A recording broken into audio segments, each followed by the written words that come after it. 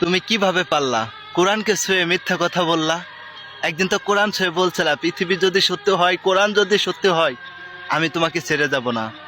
কোরআন যদি সত্য হয়ে থাকে আমি তোমাকে কষ্ট দেব না। এই কোরআনের প্রতিশ্রুতি দিয়ে বললাম আমি তোমাকে ভালোবাসি, আর যতদিন পৃথিবীতে বেঁচে থাকবো আমি তোমাকে ভালোবেসে যাব।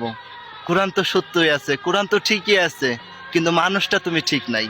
মানুষটাই তুমি বদলে গেছো।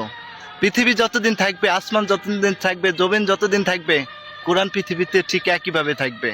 একটা অক্ষর, একটা আয়াতকে পরিবর্তন করতে পারবে না।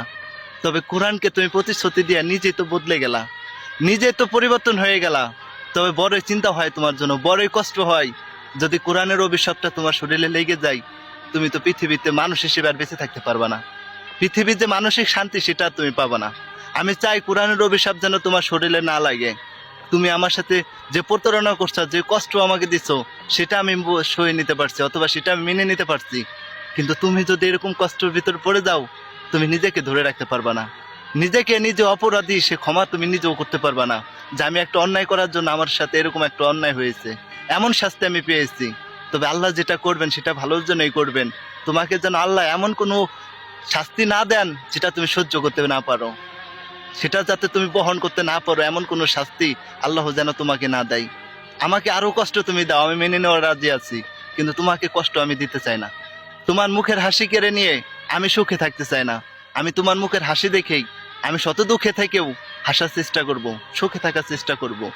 তবে কোরআনের প্রতিশ্রুতি দিয়ে যে তুমি আমার সাথে এরকম করলা, সেটাই বড় অসহায় লাগে। যে কোরআনের একটা অক্ষর পৃথিবীতে কেউ উল্টাইতে পারবে না, পৃথিবীর একটা মানুষ একটা কোরআনের ভুল ধরতে পারে নাই, তবে সেই কোরআনকে তুমি অপমান করলা। সেই কোরআনকে তুমি তুচ্ছ মনে করা আমার সাথে তুমি প্রতারণা করলা। আমি তো একটা মানুষ, কোরআন আছেও তুমি আমার সাথে প্রতারণাগিরি করতে পারতা। আমি তো কোরআনকে বিশ্বাস করছি, তোমাকে বিশ্বাস করি নাই। সে কোরআনের বিশ্বাসেই তোমাকে আমি মনটা দিয়েছিলাম। সে কোরআনের প্রতিশ্রুতিটাই তুমি ভেঙে দিয়ে সুখে থাকতে চাইবা, তুমি থাকতে পারবা? সেটা আল্লাহ নিজে মেনে নেবেন না। কিসের জন্য মেনে নেবেন না? আমাদের সর্বশ্রেষ্ঠ নবী, যে নাকি পৃথিবীতে না আসলে পৃথিবীর কোনো কিছু সৃষ্টি হইতো না, তার উসিলাই এই কোরআনটা নাজিল করছেন। আর সেই কোরআনের প্রতিশ্রুতি নিয়ে মানুষের সাথে তুমি বেইমানি করলা, সেটা আল্লাহ কখনোই তোমার ক্ষমা করতে পারবেন না।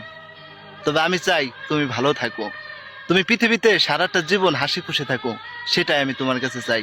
আল্লাহর কাছে এটাই প্রার্থনা করি যে ও আমাকে কষ্ট দিচ্ছে, ওকে তুমি আল্লাহ কষ্ট দিও না।